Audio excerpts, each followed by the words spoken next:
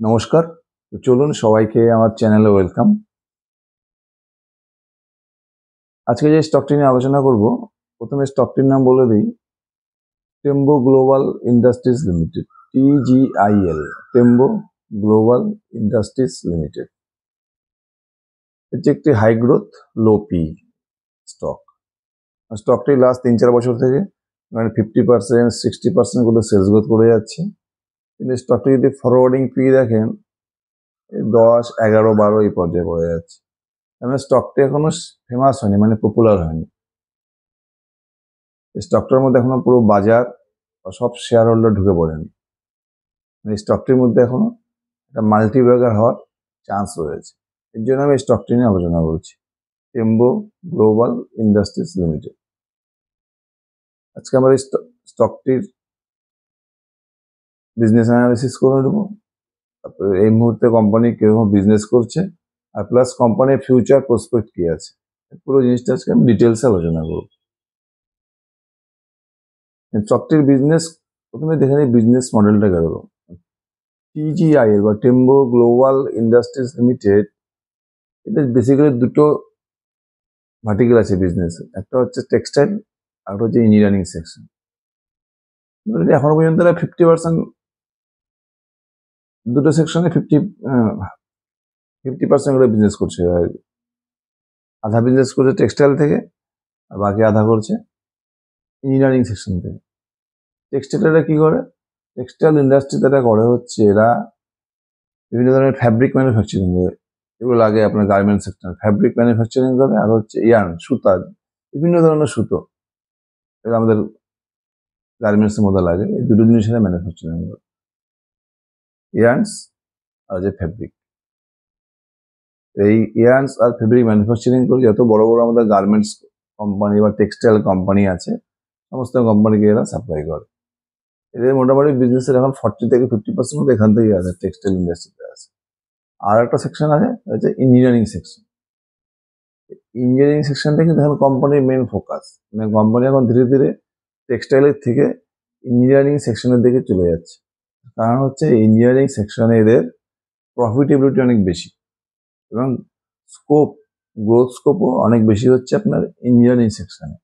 এবার ইঞ্জিনিয়ারিং সেকশনে কি করছে, এক নম্বর হচ্ছে এরা বানাচ্ছে ফাস্টেনার, বিভিন্ন ধরনের ফাস্টেনার, মেটাল ফাস্টেনার যত আছে না, যত আপনার ম্যানুফ্যাকচারিং ইন্ডাস্ট্রিতে লাগে, যেগুলো আপনার স্ক্রু, নাটস, তারপরে আপনার ওয়াশার, তারপরে বিভিন্ন ধরনের ক্ল্যাম্প, চ্যানেল, যেগুলো বিল্ডিং ম্যাটেরিয়ালস আছে, সমস্ত বিল্ডিং এ লাগে, যে কোনো ধরনের কনস্ট্রাকশনে লাগে। Screw, nut, washer, clamp, channel, এগুলো সব ম্যানুফ্যাকচারিং করে।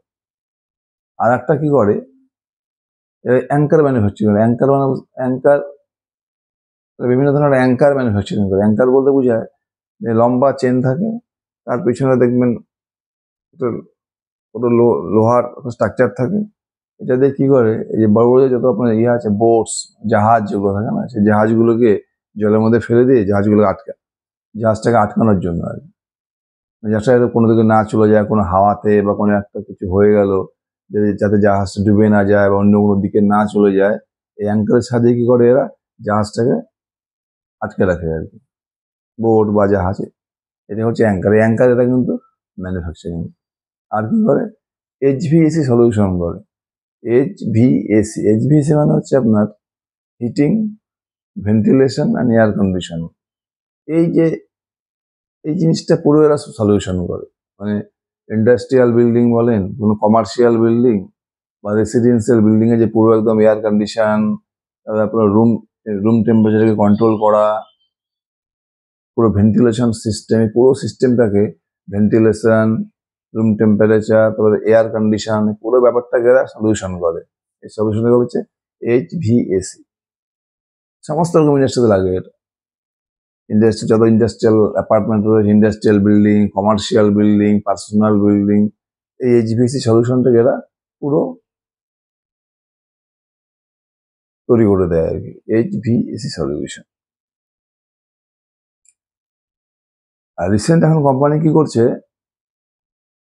সোলার ইন্ডাস্ট্রিতে চলে যাচ্ছে। এরা সোলার পাওয়ার প্রজেক্ট এরা ম্যানুফ্যাকচারিং করছে, বা বিভিন্ন ধরনের সোলার প্যানেল তৈরি করছে, মানে এখন কোম্পানি ধীরে ধীরে সোলার ইন্ডাস্ট্রিতে চলে যাচ্ছে। এখন সোলার ইন্ডাস্ট্রি কিছু ডিমান্ড চলে আসছে গভর্নমেন্টের কাছ থেকে। আর কি করছে, এটা ডিফেন্স, এটা ডিফেন্স সেক্টর নতুন বিজনেস শুরু করেছে।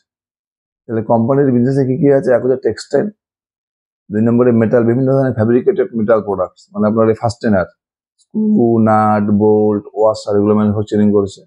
আর কি করছে, HVAC solution, industrial building, commercial building, আপনার রেসিডেন্সিয়াল বিল্ডিং এর জন্য এইচভিএসি, মানে পুরো এয়ার কন্ডিশনার, রুম টেম্পারেচার, তারপরে আপনার ভেন্টিলেশন, পুরো এই ব্যাপারটাকে এরা ভেন্টিলেশন সবকিছু ম্যানেজ করছে।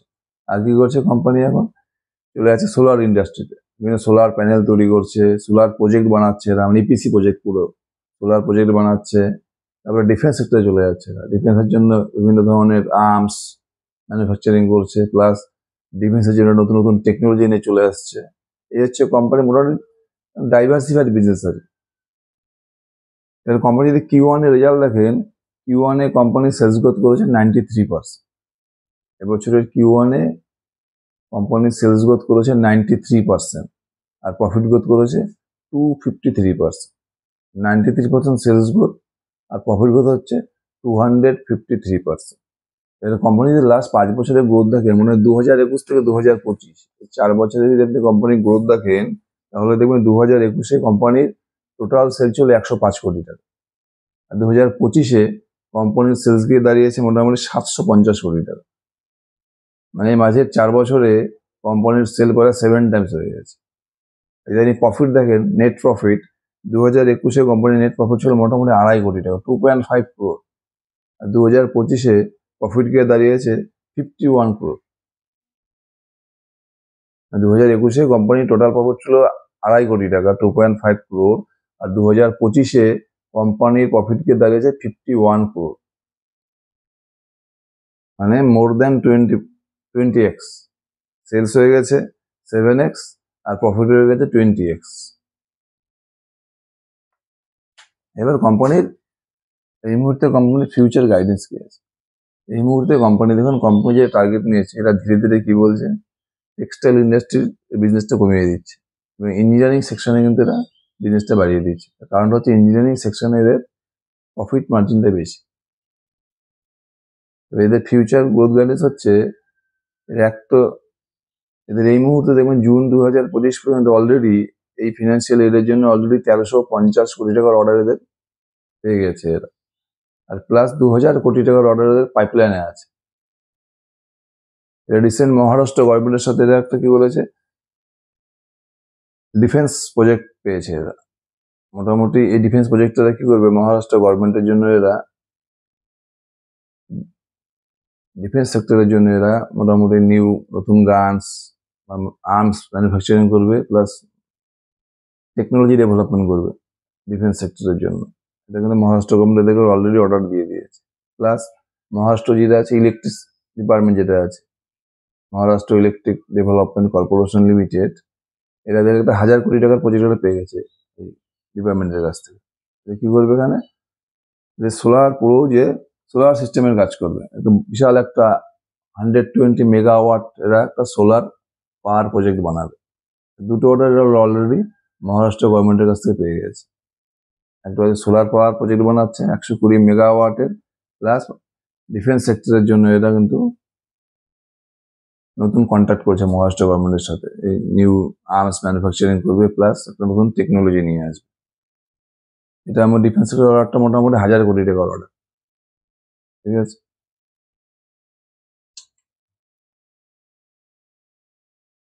এবার দেখুন, এদের সব থেকে বড় কথা, এদের অ্যাকচুয়ালি এই যে ইঞ্জিনিয়ারিং সেকশন, এদের ম্যানুফ্যাকচারিং ক্যাপাসিটি ছিল 2025 পর্যন্ত 15,000 মেট্রিক টন পার ইয়ার। এদের এখন এত অর্ডার চলে এসছে অলরেডি, এরা কিন্তু এদের ম্যানুফ্যাকচারিং ক্যাপাসিটিটাকে 6 টাইম বাড়িয়ে নিয়েছে। যেটা ওদের ম্যানুফ্যাকচারিং ক্যাপাসিটি ছিল 15,000 মেট্রিক টন, এখন এদের ম্যানুফ্যাকচারিং ক্যাপাসিটি হয়ে যাচ্ছে 90,000 মেট্রিক টন, বাড়িয়ে নিচ্ছে। 6 টাইম বাড়িয়ে এখন হয়ে গেছে কত, এটা 90,000 মেট্রিক টন পার ইয়ার, যেটা অলরেডি মানে Q2 থেকে চালু হয়ে যাবে, Q2 FY26 থেকে, মানে সেপ্টেম্বর, জুলাই আগস্ট থেকে এদের চালু হয়ে গেছে অলরেডি। এবার কি হবে, এই ম্যানুফ্যাকচারিং ইউনিট চালু হওয়াতে এদের প্রোডাক্ট বেড়ে যাবে, বিজনেসে কিন্তু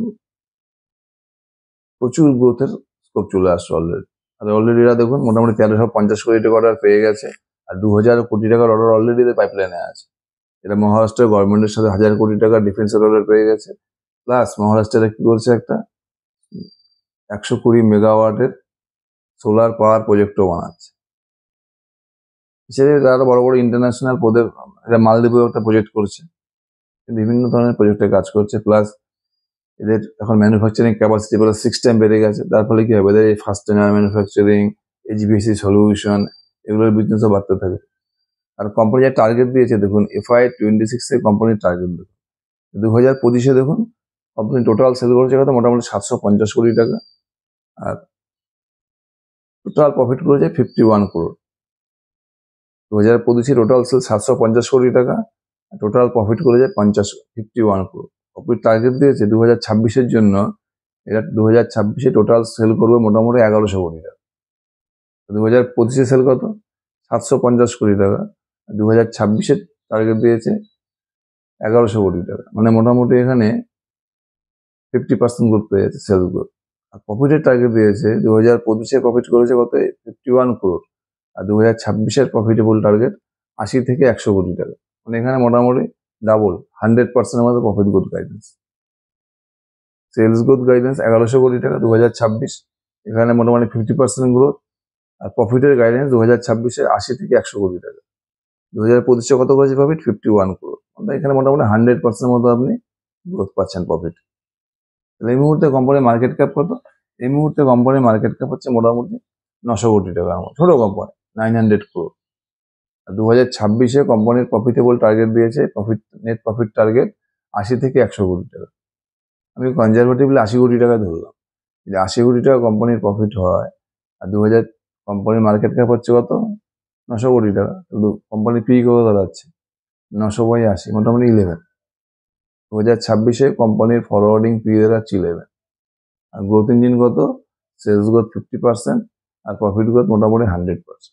তাহলে 50% গ্রোথ ইঞ্জিন আপনি পাচ্ছেন 11 পি। এর পে রয়েছে কত দাঁড়াচ্ছে, 11/50, 0.2। একটা 50% গ্রোথ ইঞ্জিন পাচ্ছেন 1 টাকার মাল 20 পয়সা। তবে এটা একটা রেয়ার ডিল, এত সুন্দর, মানে এরকম ডিল কিন্তু মার্কেটে পাওয়া খুবই কঠিন। তার মানে কি, স্টকটা এখন অতটা পপুলার হয়নি। একটা কোম্পানি 50% 60% করে গ্রোথ করে যাচ্ছে, তার পি মাত্র 11, মানে এখান থেকে বোঝা যাচ্ছে কোম্পানিটা এখনো পপুলার হয়নি, মানে এখনো পুরো শেয়ার মার্কেট সব ইনভেস্টারের স্টকটার মধ্যে ঢুকে পড়েনি, FII DI এখনো ঢুকেনি। আপনাকে যদি মাল্টিপ্যাকার রিটার্ন জেনারেট করতে হয়, আপনাকে কিন্তু স্টককে এই সময় ঢুকতে হবে যখন স্টকটা জাস্ট গ্রোথ শুরু করেছে। যেমন স্টকটা গ্রোথ পুরোপুরি হয়ে যাবে না, যেমন পুরো ফান্ডামেন্টাল সেট আপ হয়ে যাবে, দেখবেন FII ঢুকে যাবে, DII ঢুকে যাবে, ডেপ টু ইকুইটি রেশিও কমে যাবে, তখন দেখবেন হয়তো এই স্টকটা পি বেড়ে হয়ে যাবে 7, মানে এখন যে স্টকটার দাম আছে 1-2 বছর পরে স্টকটার দাম হয়ে গেলো 4-5 ডবল। তখন দেখবেন স্টকটার মধ্যে সবাই ঢুকবে, তখন FII ঢুকে যাবে, DII ঢুকে যাবে, তখন দেখা যাবে কোম্পানিটার বিজনেসটা ধীরে ধীরে স্লো হয়ে যাবে। এইসব কোম্পানিদের মধ্যে এই মুহূর্তে চান্স নিতে হবে। এখনই কোম্পানিটার মধ্যে একটা মাল্টিপ্যাকার হওয়ার চান্স আছে, কারণ পি এত লো, 50% 60% গ্রোথ করছে। পি লো মানে কি, এখন পুরো শেয়ার বাজারের মধ্যে ঢুকেনি। এইসব কোম্পানিকে আপনাকে এখনই দেখতে হবে কোম্পানিটা। বাকিরা আপনি এরা কি করবেন, আমি তো কোনো রিকমেন্ড করতে পারি না। স্টাডি করুন, দেখুন এই কোম্পানিটার মধ্যে একটা হিউজ স্কোপ রয়েছে। Thank you.